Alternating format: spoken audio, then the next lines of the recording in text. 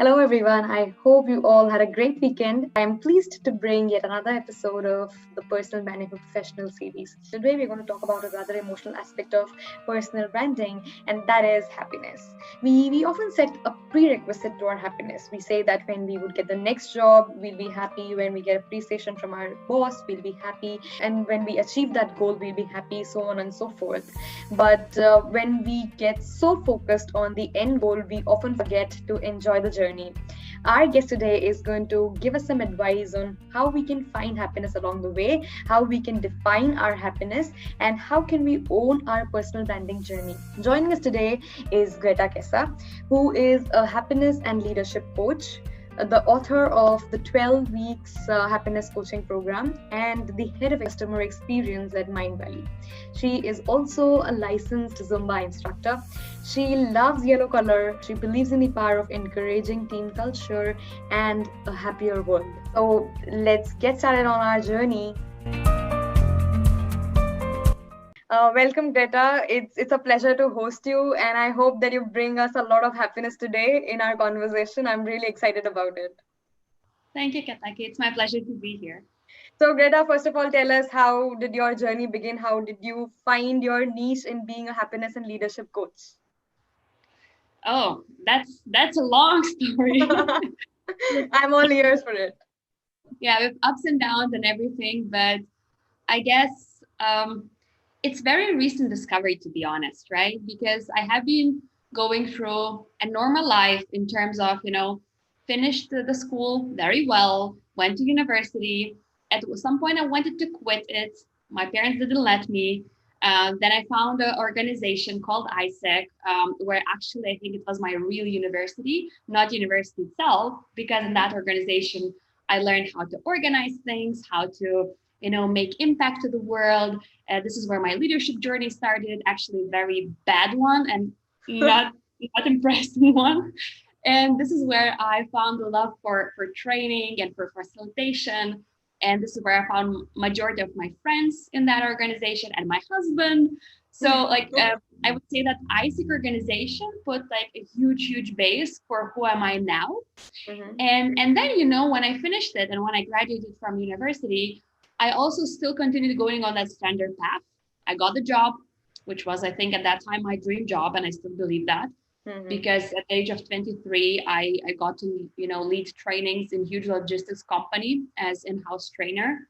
Mm-hmm. And I still don't know why they hired me, because I was only 23 years old and I was leading training on, communication, stress management to people who are 2 times older than me, or maybe almost 3 times older than me. And sometimes I would get these views of, who is this girl? What does she want? Why is she teaching us how to live? But also I had a lot of experience, and then when me and my husband, we just said, you know what, this standard life of finish university, get a job, and just, be proper adults, maybe it doesn't really work, because we constantly have been chasing I'll be happy when, exactly. You finish university, then you will be happy. You got a job, then you will be happy. So the next standard move for us was to get married, right? But when we were planning this, we realized that, okay, we get married, then what? Okay, maybe kids, but then that's it. There's no more, there's no more path of matters. So that's why we quit everything. And I think 2017 September was a stepping stone or a tipping point, mm-hmm. for me to understand that happiness is not about the standards, that happiness is not about success defined by society, but it's about what we have. And then this is how I ended up in Malaysia afterwards, in Mind Valley, and I started leading my team. And then I realized my mistakes from previous team leader experiences. And then happiness came. So it's like a long journey of a lot of different things, ups and downs, but I'm very happy where I'm now. And your journey is very interesting. It reminds me of a book that I recently read. It was by Viktor Frankl, Man's Search for Meaning, and it says that happiness cannot be pursued; it must ensue. And you are the perfect example of that, of finding happiness. And you've mentioned a great point here, that we often set these prerequisites for our happiness. That when I do this, I'll be happy. No, right now I cannot be happy. I don't deserve to be happy right now because I haven't achieved. And happiness generally comes as a reward after achieving something. And when we do that, we often forget to enjoy the journey. And that is the same with personal branding too, that when you're getting started on your personal branding journey, there are so many things that are unknowns to you. You are totally getting into a dark zone. You don't know how you can find the why of your brand. You don't know who you are. You don't know where you're headed. And amidst all of that, we are so focused on the end goal that we don't take pride in the journey. We don't take pride in the struggles that we face and how we overcome all of that. That makes it very depressing. And at the end, it's just full of stress, right? So I want to understand from you, how is it that someone who's getting started in their personal branding journey, how can they find happiness in that? Oh, you mean like how if they're starting in personal branding journey, right? Right. Wow, I love this connection. That's so interesting. I actually agree with you 100% because when you put it this way, I really think that happiness and personal branding is almost the same, you know? Yeah. I will try to illustrate that. Like when I'm thinking every day, of course, I do have goals, right? Of course, I have dreams, what I want to achieve. But my ultimate goal is at any point of my life, if I ask myself, am I honestly happy inside? Am I content? Do I have inner peace? So that I would say yes, so that I wouldn't need to wait for this something, right? And even on a bad day, am I content and do I have the faith that tomorrow is going to be better, you know, or like faith that, okay, future will unfold something more for me. And I want to say, yes, that's my ultimate goal, right? And when I think about personal branding, it's so similar because some of us are so busy chasing, I don't know, the number of followers, the number of likes on our posts, the visibility, whatever things come up to Google when we, you know, search for our name and surname. I used to do that a lot. And I'm like, okay, what does it show? I do it. I do it still. Yeah. And then, you know, and thinking about like these numbers and how to measure your success. But when I look back at my personal branding journey, I think I didn't even know I'm chasing personal branding until one day I was like, oh, wait, maybe that's called personal branding. And it's so connected because it's not about the milestone. It's more of how you show up every day and who are you every day and what's your lifestyle. Because I think happiness is a lifestyle. Same as personal branding. It's real you. You don't need to fake it. I mean, it's a whole new discussion about that, right? Yeah. Show up the way you are, and that's your personal branding, I would say. The biggest thing I think here is to understand that, you know, people can connect only if you are real you, and only if this comes from the place of your authenticity and your rawness, because you can add amazing filters, right, and showcase certain lifestyle or certain quotes, etc. But your personal brand is also how you treat people around you, right? How you answer to comments or messages, how you, I don't know, dress, right? Or something. If I'll try to pursue myself as very professional and like suit up, right? And oh my God, I'm so, how to say, like, you know, like very like royal or something. But then you see me in the street and I'm like, hi. It doesn't match. And that's the biggest challenge, right? To not be afraid of your own light, and yeah, and just don't think too much what others will think. Just go ahead, you know. I think anyone who gets started on their personal branding journey, this is the toughest part to truly understand who we are. What are we chasing? What is our light? How do we find our light? And how do we spread that to the world? That's something that is the foundation of the entire personal branding journey that you set for. And what I've seen people do around me is that they are so rushed into getting into their personal branding journey that they pay very little attention to finding the why of their brand. And so what comes across to the world is a very confused definition that this is their why. At times they go along the journey, they find another why, their why keeps changing, and all of that leads to a very confused definition of who they want to stand for. So this is my question for you, that when we are starting our journey, can the why of our brand change along the way, or is it something that you think remains constant? Mm. I'm not sure if I have one answer to this. Mm-hmm. You know, on one point, I immediately want to say that it can, because we are dynamic, right? And our circumstances changes, and our priorities changes, and how we see the world changes. And maybe sometimes we rediscover that what we thought is our why, it was actually society telling us our why, right? Yeah. And in this case, I would say for everyone, don't be afraid to change it. It's okay, right? It's you. You do you. That's the most important part, I think, of personal branding. Right. At the same time, if the person took some time thinking about the purpose or mission of its own being, right? Or Japanese saying ikigai, right? The sense of purpose. I love that word.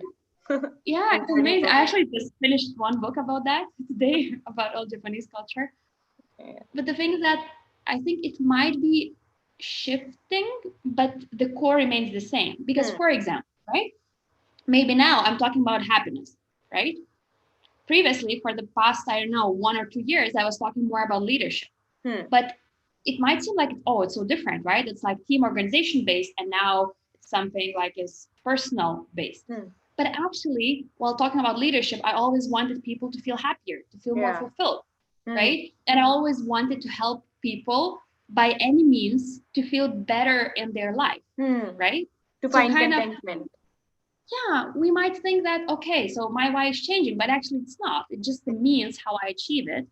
So I think, you know, it's not that you're going to discover your why while sitting next to your notebook or open Word document in your laptop and just writing what's my why. I think it comes with experience, and it comes with noticing where are you the most alive and what activities you crave for and what you really care. And yeah, I really think it comes from practice. Yeah, I agree with you that it is the why of our brand. Actually, it depends on the radius of our assumptions and our experiences, and that is how we start with our why, and the core of who we are remains the same, but the why can definitely evolve along the way. That's totally possible.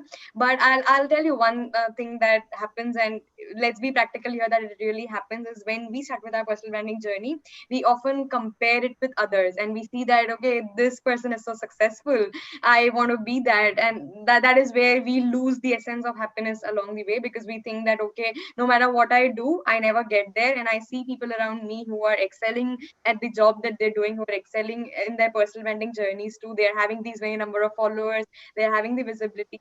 So how do you think we can stop ourselves from comparing and finding happiness in our own journey, right? In our own journey. Disclaimer, I still compare.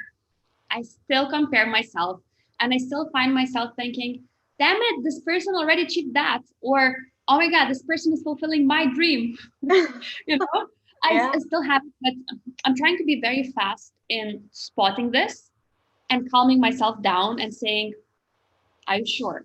Like, you also have a choice. You have your own journey, you know, like giving little reminders for ourselves for that.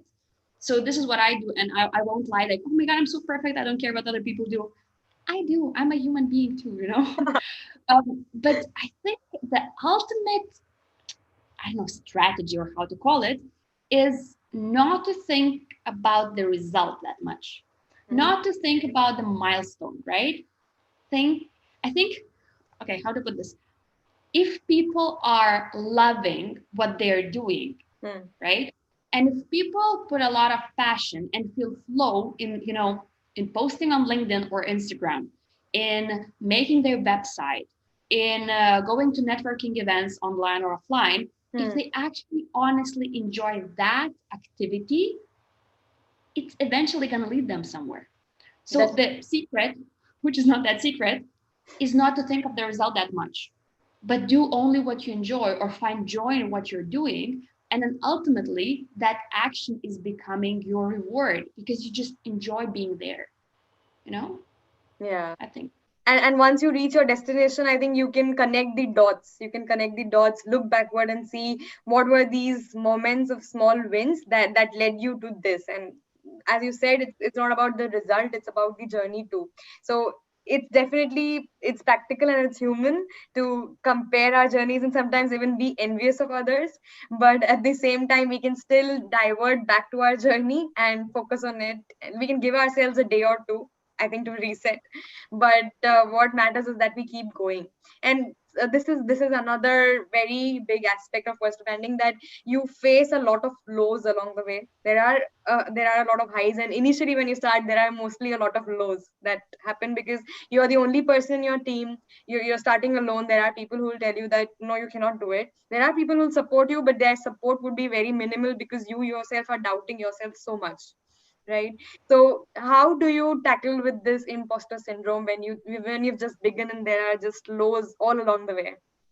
Hmm. Interesting thing that you touched upon is that actually people tend to react to the same amount of criticism way more and pay Mm. attention to that way more than they react to the same amount of pride or like compliments. Yeah. If somebody compliments us and says go for it, we're like yes, but still. But if somebody says don't go for it, we're like, oh, see, I thought so too. And then this weird thing we do, like we take care like more in our heads what's negative, Mhm. which we also have to be aware of, which we also have to be super, super, like aware of ourselves. Coming back to the question about the lows, oh, so many along the journey. I think both internal and external ones. And I think the quality which helps tremendously and is number one is resilience Mm. and being able, as some people say, to bounce back, or I would even say to bounce forward. Mhm. And it's not that I invented this, phrase bounce forward, but I've heard it somewhere and I can't recall where, but it resonated with me so much. Mm. Because, if you are in a bad situation, both actually visibly and internally inside Mm. you can cope with that. And then instead of bouncing back, you can bounce forward and get stronger and learn certain things. So, what practically helps me is, and I experienced that 1.5 weeks ago, actually, or 2 weeks ago, very clearly. I think emotionally, I reached my rock bottom when I was thinking, that's it. Why I need it? Doesn't make sense. I quit. That's too exhausting. Mm. I guess nobody cares, etc. I had like very, very low point for maybe 36 hours. And then what I did actually, because it's not the first time, Mhm. is that I try to kind of, in a way, rationalize that. Mhm. Okay, what makes me feel this way? And you can either talk to someone or write down, journal. It Yeah. depends like what's better for you, Mm. but don't keep it to yourself, I would say. And then you analyze why this happened. So in my case, let's say as an example, right? Why this happened? Because my expectations were not fulfilled. What were my expectations? This and that. Mhm. Where did the expectations come from? There and there. And then does this event define my success or my life or me myself? Mm. No, it's the event. Am I special and unique with this low, with this rock bottom? I'm not. So many people, experience that. And then I started having more and more understanding that I'm not such unique person who first time in world history experiences this. I'm like, okay. So I let myself be low a little bit. Mhm. And then I said, I'll observe. And I gave myself deadline. I gave myself, I said, 24 hours more. If I'm not feeling better myself, I will lift myself up, right? On Mm. purpose. Yeah. But this deadline of being able to experience the low worked as magic. Mm. And actually, instead of quitting everything as I wanted in the first few hours, I decided to continue, right? I decided to do double the thing that I did because I already learned that it was hard and just go along the journey. So to wrap up, probably, I think resilience is a very important thing. And you can build it by bringing the perspective, that you're not alone in this journey, that a lot of people experience that it's okay to feel this way. Mm. let yourself feel a little bit, but don't be there too long, you know? Yeah. And you've sort of redefined resilience here, because what we often think is to be resilient is to not feel low at all. But as you said, it's important that you take your time, allow it to sink in, take your time to feel low, but then you have to be able to lift yourself up and continue, because you have to keep going. That cannot be the reason that you quit. And only consistency in the longer run is going to pay you off, and that will help you find your happiness and also enjoy the journey, right? So a lot of times we look at the lows, and we let them define us, we let them govern our journey, and that is the cue for us that we quit.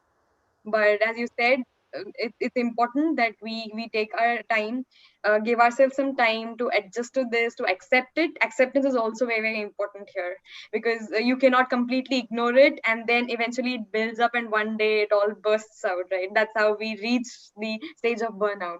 Because people, this toxicity that builds up when you face a low, people don't express it anywhere, they keep it to themselves, and eventually it explodes someday, because it needs a channel to come out.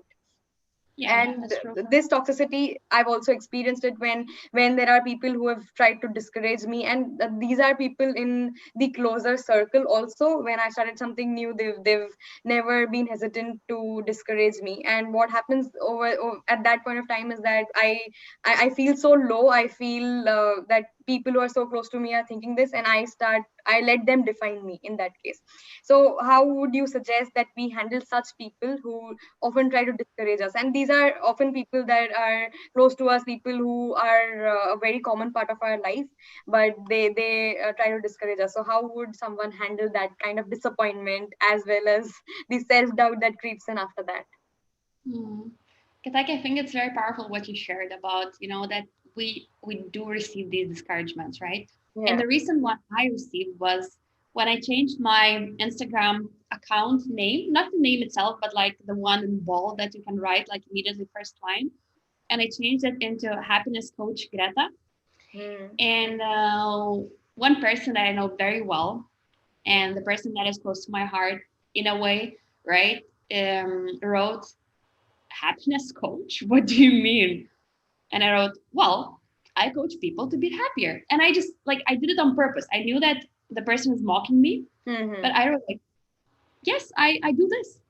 And then the person replied, what do you mean? Like, wow, this sounds so like something like, wow, wow, wow, happiness coach, you're so cool.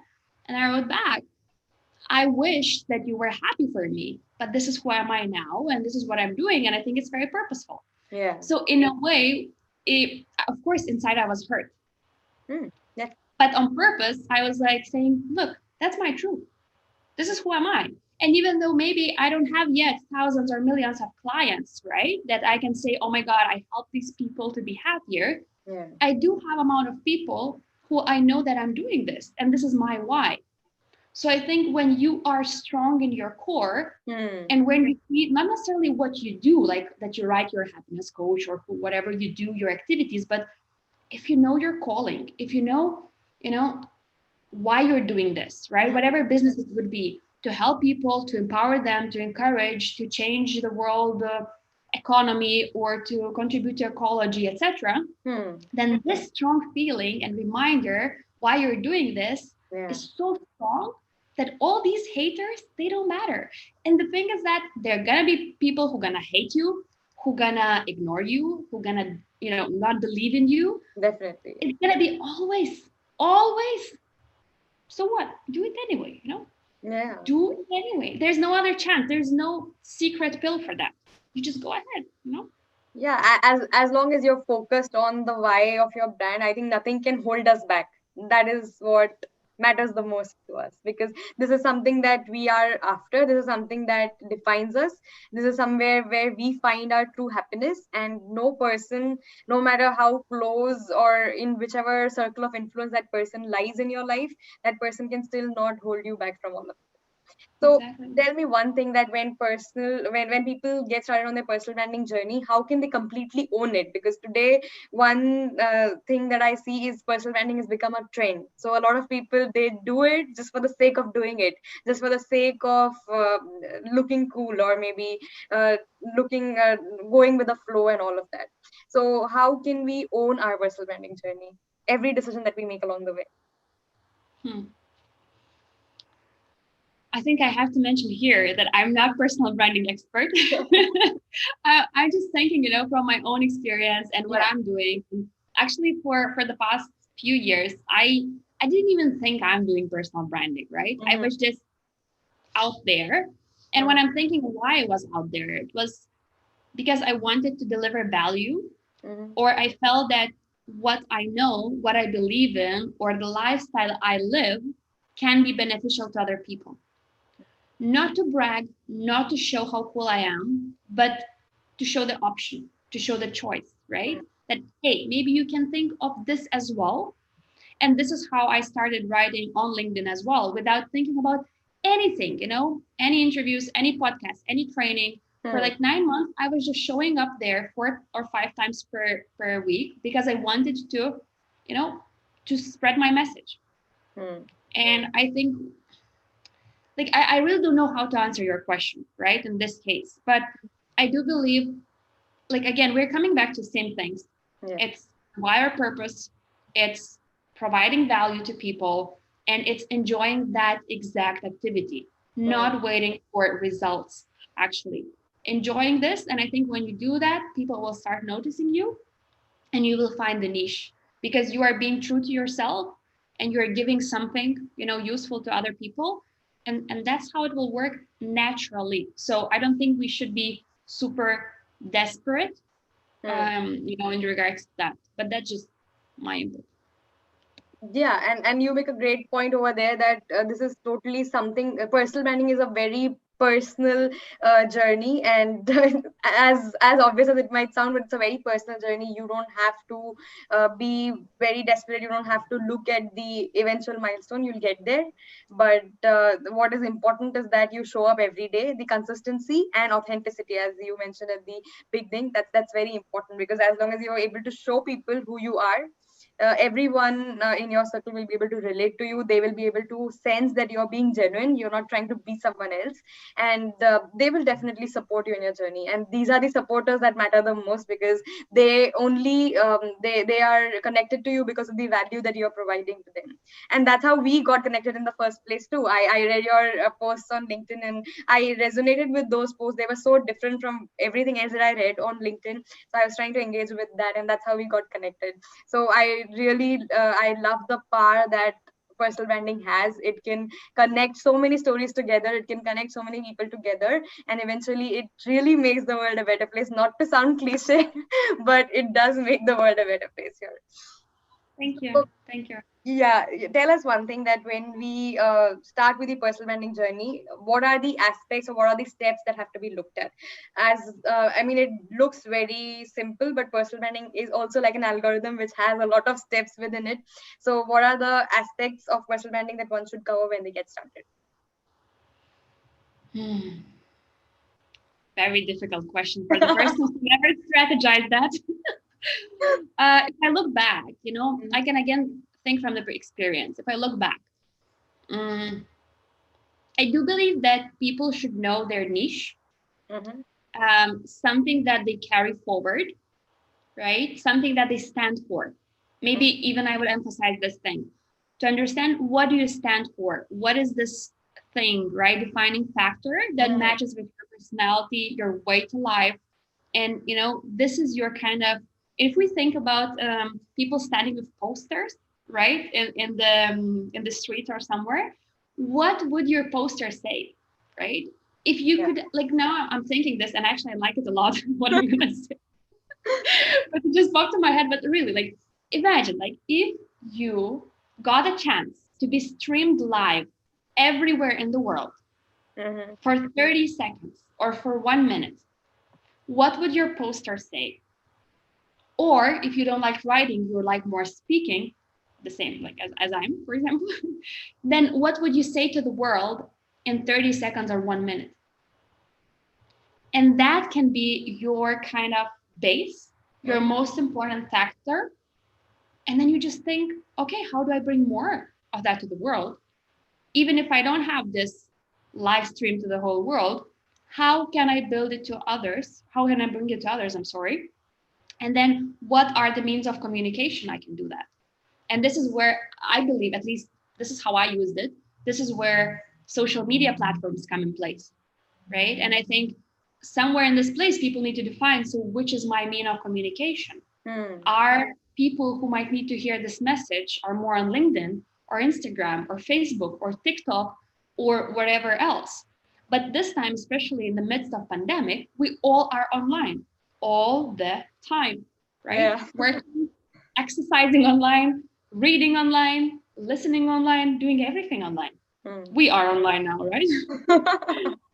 So I think people need to understand, or YouTube, right? It can be the mean of communication as you are doing it.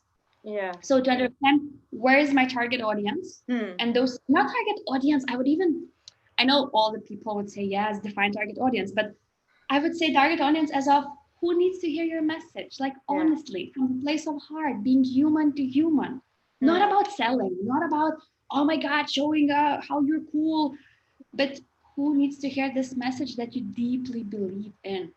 And then you define that mean of communication, and you start communicating that, bit by bit. And the secret to that is, as you also mentioned, to show up not necessarily every day, but every week, right? If you want to start from there. Just to show up and start delivering, start spreading. Because a lot of people say like personal brand is your email list and your website. But if nobody knows about you, if you're not speaking about these things, how can people even find you? Yeah. And that's why, you start also talking to your close group about that. I know it might be very scary, but when I started talking to people like, you know what, I'm becoming a happiness coach. At first they're like, happiness coach, what is this? And then I was like, yeah. And then I started getting recommendations and people asking, do you have a page? I want to send my friends to your page. I'm like, oh, no, I don't have a page yet. So, I think if we can summarize that, I think first step should be understand what message you want to send to the world. Select where you want to send it. Yeah. And start sending it. Yeah. I think it's so simple. It is very simple. It's just about finding your next step, because it's a very long journey, and as long as you are always focused on what the next step should be. So first you find what you want to stand for, then you find who do you want to spread the message to, how do you want to spread the message, and once you've built your brand, then it's about maintaining your brand. When people approach you, can you actually help them? It cannot be the case that you tell everyone that, okay, I'm going to help you find your happiness, and when people actually approach you, you don't even reply. Right. So that is also important, that we maintain our brand. Once we have told the world that we can do this, we actually show up and do it. We are true to our word. That's very, very important. Integrity is also what it drills down to at the end of the day. Yeah, right. That's true. But you touched very hard point for me, replying. I usually get lost in LinkedIn messages and they just disappear and go everywhere. So I think some people who are starting the journey as well and haven't started organizing themselves and being, okay, this is my work, right? Kind of, I need to be very strategic about it. They sometimes might feel lost, and I do feel lost. And then I found messages that actually are very valuable from a month ago. But then, I say, hey, I lost your message. I'm really sorry. I'm really sorry. And that's also, like just a simple, we are all humans after all, right? That's true. But I think all the messages that you missed, you did compensate for it by having a happiness webinar where everyone who was interested to know more about it, they could join it, right? So there are things, these are all indications, and these are also sort of those things which can help you define your journey. So you get this feedback from everyone and you think that, okay, whatever I'm doing, it's actually finding value. People are actually enjoying this. So maybe I can do more of this. How can I get more people to be on the same page, and how can I spread this message? And then you organize yourself. So when we start, it's also necessary that we have these small wins. It's also necessary that we get this feedback from people, which helps us fix our brand if we are going wrong. And that also sometimes can be the reason that you tweak your why a little bit. And then someday when you look at your journey, it looks like a perfect brand, but you know yourself how many struggles you've faced in that and in getting there. And that is when you are also proud of every decision that you've made along the way. You're proud of every struggle too, because people always celebrate their wins. They talk about, I have these many followers, I finally have these many downloads on my podcast. All of that is important, but it's also important who were the first few people who actually found value. What was the struggle, and you did not give up, you still overcame that. To celebrate that is equally important, I feel. Yeah, actually, this is so true. And I think a few weeks ago, I even I got a bit mad at the world, that we either hear success stories or failure stories, but we rarely hear process stories, right? Because everybody speaks about, oh, I got bankrupt, but I learned this and that. So it's kind of failure story, but still with learning. Or other people say, oh my God, as you said, I reached that many followers and this is how you do it. And maybe, yes, 10 mistakes to avoid when you're just starting first thing, but they say when they're already successful, right? Yeah. And that was also the reason when as I mentioned, I reached that rock bottom for myself, because I'm sharing a lot on Instagram in terms of my everyday life, and I'm flooding people with my stories. But there's also unfollow button, free world, everybody can do that. And I was sharing that I am physically and emotionally exhausted, and it's very difficult, and I didn't expect that, and I realized that I didn't take care of myself, right? And I was sharing this, even though some people might think, oh my God, you will show as weak, or it's not even related to happiness. How can you talk about happiness but share this? So I'm like, it's the journey. Nobody can avoid that. And then 2 days later, I was already dancing and being happy because I recovered, and that's also part of the game. It's also part of the journey. And I think the more honest we are, firstly, to ourselves, the better it is. And I think it's high time we start showing the real life, right? Real brand. Because of course we want to look as perfect, right? So that everybody follow perfect people and they believe in our expertise. But I think human side is very needed in personal branding and leadership and everywhere else. Yeah, and we are often so afraid to be vulnerable. We don't want to look weak, as you said. We don't want to look vulnerable. We don't want to showcase that side of our personality to people because we feel that that gives them a chance to hurt us. But it's often these things that we share which makes us stronger. And thank you so much, Greta, for talking so much about happiness and personal branding. This is a very interesting aspect. I don't think any personal branding article really talks about why it's important to be happy. They talk about all the strategies, but they don't talk about the very core of personal branding, that you're doing all of this to stay happy. You're doing all of this to find your peace, find peace with yourself. And thank you so much for shedding light on this topic today. Thank you, Ketaki. It was my pleasure to be here, and thank you for inviting. Very nice conversation. Have a happy week.